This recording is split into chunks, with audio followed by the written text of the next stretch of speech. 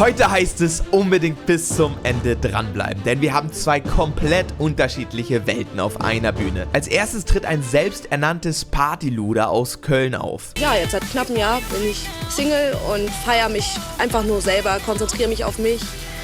Hab einfach entdeckt, dass die Männer mich nicht weiterbringen. In der Szene nennt man sie Black Panther und jetzt will sie beweisen, dass sie nicht nur im Club, sondern auch vor der Jury liefern kann. Und danach kommt Jonas, 16 Jahre alt, seit Jahren auf dem Motorrad unterwegs, schon ein paar Stürze erlebt. Hier kann es auf jeden Fall passieren, dass der Ende der Zielgeraden einfach Vorderrad einklappt. Jetzt zeigt er seine musikalische Seite und die hat's wirklich in sich. Bleibt bis zum Ende dran, Abo da lassen und viel Spaß. Ja Freunde, das erwartet euch im heutigen Video. Ganz kurz. Denkt an den Merch-Drop heute, die Hälfte des Preises, 50% auf alle Teile, alles muss raus. Stöbert mal gerne rein in den Shop. Meine Kollektion gibt es zum Spottpreis. Hier zum Beispiel dieser Marging-Hoodie. Im Hintergrund seht ihr die anderen Sachen, die es auch noch gibt. 3, 4 Teile sind schon ausverkauft. Stöbert mal rein, viel Spaß beim Weihnachtsgeschenke aussuchen. Und jetzt geht's los mit dem ersten Auftritt. Ein bisschen durchgeknallt kann aber auch nicht schaden. Ich heiße Sarah Joel, ich bin 23, ich komme aus Köln und ich bin gerne sexy. Ich finde, das ist cool. Das kann man sich mit jungen Jahren dann auch irgendwie mal erlauben. Und du präsentierst dich gerne, oder? Ich laufe Die Kölner Ringe. halt schon gerne bitchy rum, ganz klar. Ich bin sehr exzessiv beim Feiern, beim Partymachen auch ganz klar. Und beim Party machen ist Identität. Partymachen lernt sie auch den einen oder anderen kennen. Ja, jetzt seit knapp einem Jahr bin ich Single und feiere mich einfach nur selber, konzentriere mich auf mich. Hab einfach entdeckt, dass die Männer mich nicht weiterbringen. Also auf mein Sexleben gehe ich jetzt lieber nicht ein. Okay. Ein kleines Geheimnis darf hier jeder haben. Aber sonst hast Nee, also im Nachtleben, dass das nicht weit bringt, also die große Liebe da zu finden, das kann passieren natürlich, ne? Aber ist eher unwahrscheinlich. du kein Problem damit, dich zu zeigen, oder? Ja, ob ich eine Rampensau bin? Ja, bin ich. Ich bin so, wie ich bin. Ich laufe so rum, wie ich rumlaufe. Ich bin ja schon eher ein ausgeflippter Typ. Also eigentlich nur Party. Das ist ihre Identität. Jedes Wochenende 2, 3 Mal. Das ist übrigens Staffel 10, ist natürlich schon ein paar Jahre her. Die Dame ist auch schon ein bisschen älter jetzt. Ich hoffe, dass sie den Lebensstil verändert hat. Oder ich denke es mal. Raus, ich habe gerne meinen Spaß, ganz klar. Man lebt nur einmal, man sollte alles mitnehmen, was kommt. Wirklich alles? Da kann man aber auf komische Gedanken kommen. Ja, ein kurzer Blick in die Gesichter der Jury. Die Herren machen sich gerade ein ganz klares Bild von Sarah Joel. Die Partyschlampe aus Köln. Schlampe nicht. Staffel 10, meine Damen und Herren. Da hat Dieter Bohlen einfach im deutschlandweiten TV mit einer Millionen-Einschaltquote das einfach so gedroppt. Kann man halten, man kann das richtig einordnen. Wir wissen ja, wie er es meint, aber manche Leute können es beleidigend auffassen. Ich weiß es nicht. Also es wäre heute auf jeden Fall ein No-Go. Man könnte es nicht mehr sagen. Kann jeder für sich selber beurteilen, ob er das gut, schlecht findet, wie auch immer. Aber es ist schon immer überraschend, wenn man sieht, was in den alten Staffeln gesagt wurde und ausgestrahlt wurde. Ich bin überrascht. Ich Party. Luder vielleicht. Ach so, na dann. Aber du gibst da richtig Gas. Ich gebe Gas, Aber immer. auch Schlampe, das ganz ehrlich jetzt, also das hat ja gar nicht mehr dieses Negative wie früher, genauso wie Bitch. Nee, I'm a bitch. Stimmt schon. Ja, okay. So Bad Bitch, das sagen ja die heutigen Mädels auch von sich, ich bin eine Bad Bitch, das ist was anderes, aber Schlampe weiß ich jetzt nicht. Das ist nochmal ein bisschen heftiger. Aber wie gesagt, ich bin auch kein Fan von diesen, man darf nichts mehr sagen und so weiter. Wir müssen auch alle ein bisschen chillen, ein bisschen die Kirche im Dorf lassen. Aber klar, es würde halt nicht mehr gehen, das heute im TV zu sagen. Ja. Also es gibt ja viele Mädels, die kenne ich auch aus Hamburg, die wollen ja auf Piste und dann irgendwie berühmt werden, ja. Also bei mir früher in der Diskothek war es einfach so, ich stand da stand links Verona Feldbusch, rechts Jenny Elvers, Glückwunsch, Dieter. Du hattest alle um dich herum, alle Frauen. Heiner Lauterbach, Till Schweiger. Aber alle die damals von unserer Hamburger Piste haben die das irgendwie geschafft. Gibt es jetzt sowas in Köln auch wieder? Auf jeden Fall gibt es das in Köln. Ich würde sagen, bei mir ist halt einfach das Ding, dass ich überall und nirgendwo dabei bin. Irgendwie auf jeder Veranstaltung. Willst du auch so ein Teppichluder werden, oder wie? Nein, das nicht. Ich möchte eigentlich mit der Musik Erfolg haben. Okay. Also, Warum ist dein Spitzname Black Paris? oh Gott. Black Paris. So wird sie im Kölner Nachtleben genannt. Die hat bestimmt das Vanity Diamonds Nachtflug durchgespielt. Die hat Ringe durchgespielt, auf 100%, mit allen Sidequests, alles. Die Jury ist vorbereitet. Her mit den Tatsachen. Mein Spitzname ist Black Paris in Köln, weil ich habe einen schwarzen kleinen Chihuahua. Und ich bin ja jetzt nicht blond oder sonst was, aber die Leute, die vergleichen mich dann ab und an mit Paris Hilton, weil die das Auftreten, glaube ich, ein bisschen lustig finden. Also doch keine Hotelerbin. Es tut mir leid, doch. Aber das Outfit ist schon nicht schlecht. Doch da hat die modischste Jury aller Zeiten auch einiges zu bieten. Bild tritt an zum Schuhvergleich. Nietenabsatz gegen Nashorn-Stachelschwein. Aber du bist ganz schön groß. Wie groß bist du? Ich bin 1,72 eigentlich, aber die Schuhe sind ja auch ein bisschen größer. Ne? Ich kann es mir nicht leisten. Alles auf Raten. Die Karte glüht. Leider geil. Dafür kriegst du von mir schon mal die volle ne? Punktzahl. Ja. Leider geil. Was hast du vorbereitet? Ich habe mehrere Sachen vorbereitet. Also Beautiful, Christina Aguilera, ein bisschen ausgelutscht vielleicht, aber... Hast du noch was vorbereitet? Frida Gold, wovon sollen wir träumen zum Beispiel? Ja, schöner Titel, dann sing mal. Kannst du gleich singen. Hat noch keiner gesungen, merkwürdigerweise.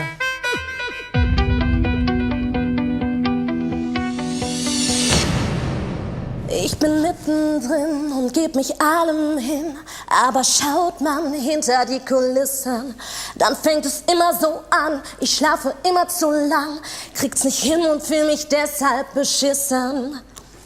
Wovon sollen wir träumen, so wie wir sind, so wie wir sind, so wie wir sind? Woran können wir glauben, wo führt das hin? Was kommt und bleibt, so wie wir sind? Wir lassen uns treiben durch die Clubs der Stadt, durch fremde Hände und wir werden nicht wach. Dann wachen wir auf bei immer anderen Geliebten, von denen wir dachten, dass wir sie nie verlassen. Wann hört das auf? Wann kommen wir hier raus?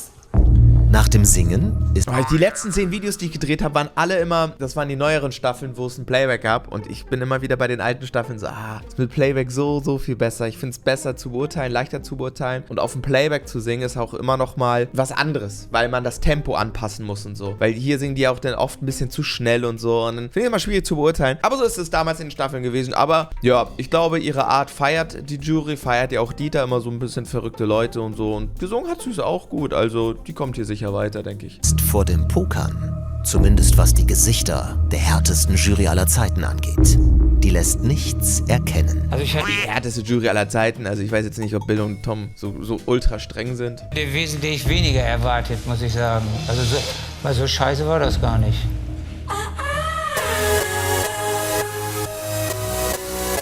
Ja, sie hat sich selber so ein bisschen einen Stempel verliehen. Und man hat ihr dann so auch so einen Stempel gegeben durch ihre Vorstellung. Und tatsächlich war das nicht schlecht. Also von mir hast du ein Ja, weil du bist schön verrückt. Also Bill hat ja sowieso schon die volle Punktzahl für die Schuhe gegeben. Also von mir gibt es ein klares Ja. Aber ich finde auch, du hast mich total wirklich überrascht. Also du hast das hinbekommen, weil man ehrlich gesagt hat echt was anderes erwartet. Also ich muss sagen, das ist total komisch, ne? Fand ich eigentlich ganz interessant. Jetzt liegen wir voll auseinander irgendwie. Aber Tom fand es nicht gut. Eigentlich sind wir uns ja immer einig, aber bei mir... Also ich war noch nicht fertig, von mir hast du ein Ja. Dankeschön. Ja, aber sie hat jetzt schon 3-mal Ja. Hier, deshalb kannst du den Zettel nehmen. So,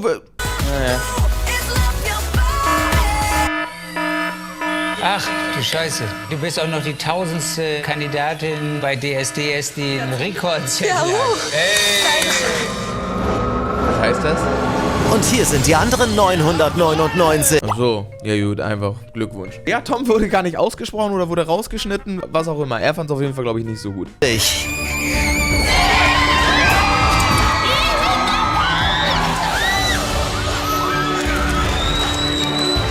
Krass, wir haben schon, also zu dem Zeitpunkt in Staffel 10, 1000 Kandidaten, die das Casting überstanden haben, also die im Recall waren oder zumindest noch in den Vorentscheid gekommen sind, aber das sind so viele 1000. Man muss mal überlegen, wie viele man davon noch kennt oder Namen man weiß. Also das ist schon hart, dieser Sprung. Das ist genauso wie wenn man denkt, ich hatte mal so viele Kollegen, die irgendwie in U16, U15, in irgendwie bei DFB, Stützpunkt und hier und da bei HSV und so gespielt haben. Und der Sprung von der A-Jugend tatsächlich in die Herren hochgeholt zu werden, ist so enorm. Und das ist, finde ich, das Gleiche hier ein bisschen. Nur in der Castingshow weit zu kommen, dieser Sprung in den Star-Bereich ist trotzdem noch so enorm.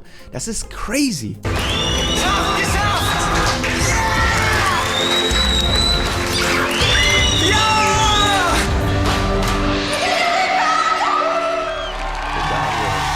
Recall, baby! Das ist einfach genial. Hier, Luca, ne? Auf den haben wir auch noch nicht reagiert. Ich glaube, auf sein Casting können wir auch noch mal reagieren.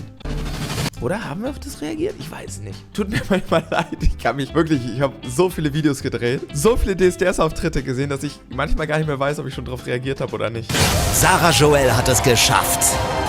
Sie hat schon jetzt einen festen Platz in der Geschichte von DSDS und wird mit allem Brimborium von Nasan und Raoul empfangen.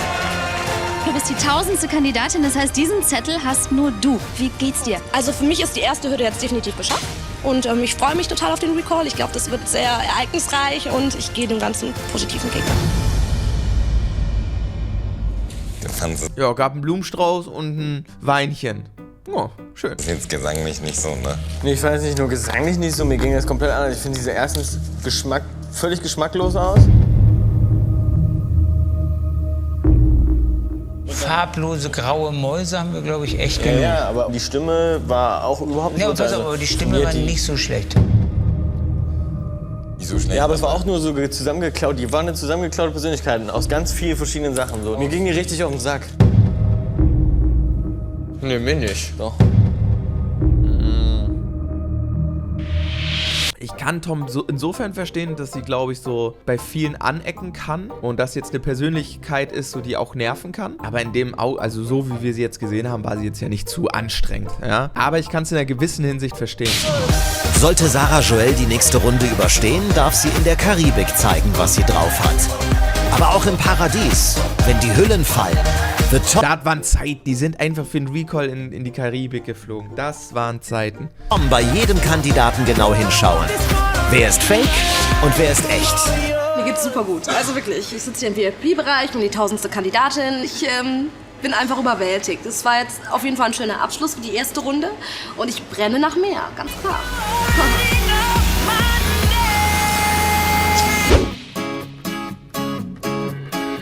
Mein Name ist Jonas Geithner, ich bin 16 Jahre alt, komme aus der Oberpfalz. Der Jonas Geithner möchte eine Ausbildung zum Schreiner machen. Ja, das wird doch Dieter feiern, er mag das doch. Und gehe momentan zur Schule. Und wohnt natürlich noch bei den Eltern. Ich lebe eigentlich ganz normal mit meiner Familie und habe noch 2 Geschwister. Und wie steht's bei dir mit den Mädels? Noch habe ich keine Freundin. Ja, aber du Der Jonas ist ein kleiner Schelm. weißt schon, so eine DSDS-Karriere könnte das schnell ändern. Naja, ich lasse es auf mich zukommen. Ja, aber sehr sympathischer Bursche. Ja, also ich finde es erstmal schön, dass man da auch im Fernsehen kommt. Man kann ja eigentlich nie vor so vielen Zuschauern sitzen als bei RTL. Mein Traum wäre es halt einfach, DSDS zu gewinnen und dann vielleicht auch noch eine Musikkarriere zu starten. Okay, ich bin bei seiner Stimme, das ist so ein bisschen dieses... Ja, der Sound der Stimme, ich bin gespannt, wie seine Gesangsstimme ist. Hallo. Hallo. Hallo. Was ist das da jetzt? Ein Motorradrennfahrer. Du fährst Motorrad. Genau. Krass. Und ob. Trotz seiner 16 Jahre könnte er jeden aus der Jury und die meisten anderen abhängen. Meine Leidenschaft ist Motorradfahren. Krass. Motorradfahren finde ich geil. Einfach die Geschwindigkeit. Das ist auch geil. Dann wie schnell man eigentlich durch die Kurven kann auf 2 Rädern. Jonas fährt seit 2007 Motorrad. Und das Singen? Wenn ich jetzt aufgeregt bin, dann singe ich einfach oder höre Musik. Das ist ein guter Ausgleich zum Motorradfahren. Und beides geht nicht. Auf dem Bike würde die Gitarre echt Krass, wenn er jetzt 16 ist, dann ist er ja schon richtig früh Motorrad gefahren. Darf man das auf Privatgelände? Auf Privatgelände darf man auch ohne Führerschein, so früh man möchte, ne? hören. Mir wäre Singen natürlich lieber, weil es wesentlich ungefährlicher ist. Jonas musste auf der Rennstrecke schon schlimme Crashs überstehen. Was? Aber er ist immer wieder aufgestanden. Ja, das ist crazy, Leute. Das wäre ein Grund, das wäre einfach schon ein Grund, warum ich das nicht machen würde. Motorradfahren bin ich relativ erfolgreich. Gar keinen Bock, mir ein Bein zu brechen oder so. Aber deswegen höchsten Respekt, dass er das macht. Wurde schon deutscher Meister. Und beim Singen versuche ich halt jetzt auch eigentlich Deutschland sucht den Superstar. Ist ja wie eine deutsche Meisterschaft. Geil. Voll geil. Tut man sich da nichts oder so mit 200, wenn man da abfliegt? Ja gut, es kann passieren. Also im Regen kann es auf jeden Fall passieren, dass der Zielgerad einfach Vorderrad einklappt. Dann liegst halt mal, aber... Also ich finde das total geil. Also ich kann mir vorstellen, dass es totalen Spaß macht. Klar. Aber über die Konsequenzen machst du dir keine Gedanken? Das Risiko fährt halt immer mit und man hat es natürlich im Hinterkopf. Also wenn du da richtig dran denkst und denkst, es darf auf keinen Fall was passieren, dann hast du eigentlich schon verloren. Also Krass, der ist 16, fährt Motorrad, macht Musik. Cooler Typ. Also ist hoffentlich gut seine Musik, ja? Du musst ja was riskieren, Genau. um zu gewinnen, ja? Ja. Da muss man alles geben. Wenn du mein Sohn wärst, ja, ich würde dich sofort einsperren und dich nie wieder auf das Ding lassen. Ja? Da bin ich ehrlich, ja. Okay, ja, dann was singst du denn für uns? Ich habe Hymn, wenn Sie das kennen. Habe ich vorbereitet, was Ja, mach mal.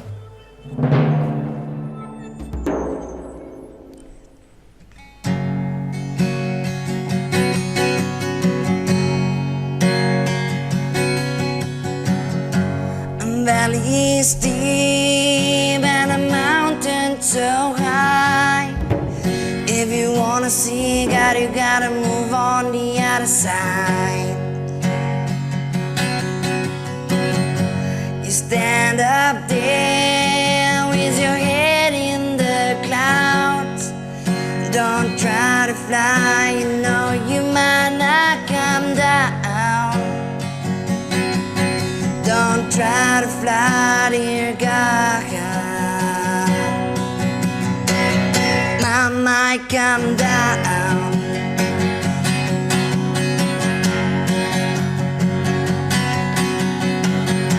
He tore great stars. Okay, es reicht. Reicht, ja. Schade. Ich habe gedacht, als er angefangen hat mit der Gitarre, dass das gut wird, aber also er presst sehr und das klingt einfach nicht angenehm, seine Stimme. Nee, klingt einfach nicht gut. Wow. Theo? Also ich finde, das ist eine besondere Stimme. Du hörst dich an wie eine heisere, versoffene Frau, wenn du singst. Und das ist krass, du bist halt so ein kleiner Junge, du siehst aus wie irgendwie Michael aus Lünneberge oder so ein Kumpel von Pippi Langstrumpf oder so. Das ist so eine Strahlebacke, so als auf jeden Fall eine krasse Ausstrahlung.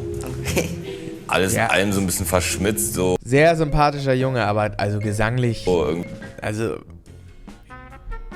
ich glaube, die haben die gleiche Meinung wie ich, aber also ich fand es jetzt nicht dolle gesanglich. Wie auch sehr, sehr kindlich und wenn du singst, also ich finde es interessant so. Also ich bin hin und her gerissen, weil ich dich nicht vom Motorradfahren abhalten will, ehrlich gesagt, weil ich das eigentlich geil finde. Wenn ich nur die Musik betrachte, würde es von mir auf jeden Fall ein Ja geben, weil ich... Hä? Tom, gerade eben nein, jetzt ja? Also ich fand es gesanglich nicht gut, sorry. Also super sympathischer Kerl. Ich finde, dass du echt eine richtig eigene Stimme hast, so, das hätte ich überhaupt nicht erwartet jetzt. Dankeschön. Deine Stimme hat einen riesen Wiedererkennungswert. Ich weiß noch nicht genau, wie ich die finde, weil die ist ein bisschen merkwürdig auf jeden Fall, aber du bist so von der Person total sympathisch, total nett. Ich glaube, alle Leute würden dich super finden. Von daher, ich würde es mir noch mal anhören und würde dir auch ein Ja geben. Dankeschön. Kommt dann erst so viel mal her, ja. Dankeschön. Hä, krass. Warte, ich habe den Helm. Ich fand die Stimmfarbe, also krass, bin ich mal ganz anderer Meinung. Okay, aber interessant. Er hat natürlich so ein bisschen das, weil die suchen natürlich immer sehr, sehr junge Leute. Der ist 16, hat eine sehr, sehr positive Ausstrahlung, ist nur im Grinsen. Aber ja, gut. Den, wo ich beim letzten Sturz getroffen. Schreibt eure Meinung mal in die Kommentare. Ich bin gespannt. Hat der jetzt ein paar Schrammen, würde ich ihm schenken. Okay, danke schön. Der hat auf der anderen Seite die Schrammen. Alter, das war auch ungefähr bei 140 und da bin ich halt dann ein bisschen in die Luft geschleudert worden. Vielen Dank, dass du da warst. Dankeschön. Ja, wir sehen Danke. uns. Ciao. Danke. Dankeschön. Vor dieser Leistung Helm ab. Jonas bleibt im Rennen um den Titel. Ich freue mich riesig. Und nicht nur er. Vielleicht erfüllt sich ja Mamas Wunsch und das Motorradfahren wird bald zur Nebensache. Okay, Freunde, das war's mit der heutigen Ausgabe. Mal eine ältere Folge wieder aus Staffel 10. Lasst auf jeden Fall eine Bewertung da. Jetzt einen Daumen hoch. Danke, es kostet euch eine Sekunde. Eure Meinung natürlich in die Kommentare. Ansonsten könnt ihr mich hier abonnieren. Hier ist mein Spotify. Hier sind 2 andere coole Videos. Checkt sie ab. Und dann sage ich bis zu einem neuen Video. Ciao, ciao. Bleibt gesund und munter.